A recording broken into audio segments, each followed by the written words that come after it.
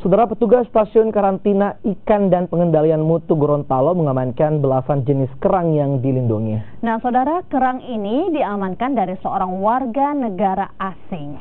Kerang yang dilindungi ini diamankan oleh petugas ini, diantaranya ada jenis kerang cangkang lola, kima, kepala kambing, dan jenis kerang kuda laut. Kerang dengan berat 39 kg ini disita dari Bandara Jalaluddin Gorontalo sejak tahun 2017 hingga tahun 2018. Sebagian besar kerang ini diamankan dari warga negara asing yang akan dibawa ke negara asalnya. Selain kerang, sejumlah ikan juga disita.